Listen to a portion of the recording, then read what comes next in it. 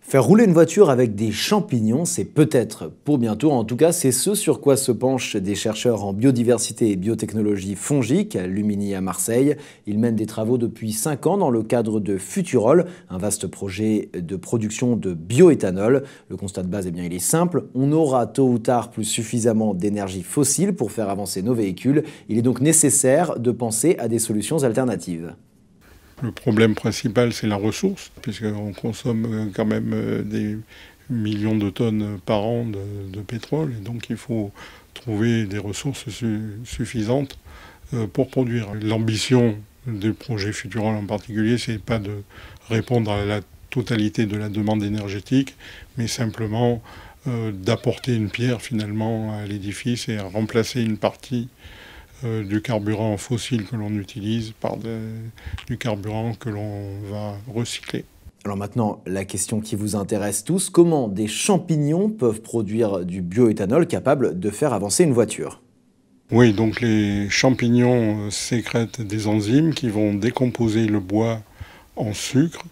Et ces sucres ensuite sont des sucres qui sont fermentés comme dans la production du vin, par des levures qui vont produire de l'alcool. Et cet alcool-là va servir donc de carburant dans les voitures.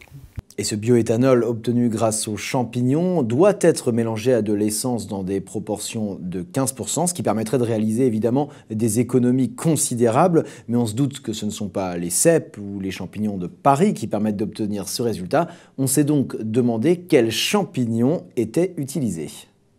Alors nous nous intéressons essentiellement à des champignons qui sont des macromycètes, des polyporales, donc des champignons, pour faire simple, qui se développent en saprotrophe sur le bois, qui dégradent le bois pour se nourrir, afin de passer à l'étape suivante qui est la fermentation et production de bioéthanol. Alors pour déterminer quels champignons sont les plus efficaces pour dégrader la biomasse, on s'en doute qu'il faut une collection conséquente. Ils ont été ramassés par des chercheurs en forêt, que ce soit en métropole ou dans les dom-toms, notamment en Guyane. Et aujourd'hui, ils sont stockés dans le laboratoire à Lumini. Alors chaque année, on a des opérations de collecte et donc jusqu'ici, on a un peu moins de 2000 champignons filamenteux en collection. Ça représente environ 500 espèces différentes. Donc d'avoir toute cette biodiversité, ça va nous permettre de détecter les champignons les plus performants pour dégrader la matière végétale en fonction de leur origine ou des différentes enzymes qui vont produire. Alors pour assurer justement la conservation de ce matériel qui est assez précieux, on a multiplié les modes de conservation. Donc on a une collection conservée dans des tubes sous huile, une collection conservée dans des tubes sous eau et également en triple exemplaire dans l'azote liquide à moins 196 degrés. Ces mêmes échantillons sont conservés.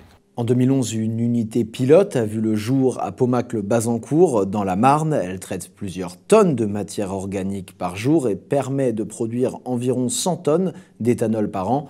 La prochaine étape, c'est bien évidemment l'industrialisation du process qui permettrait de produire entre 60 et 80 000 tonnes d'éthanol par an.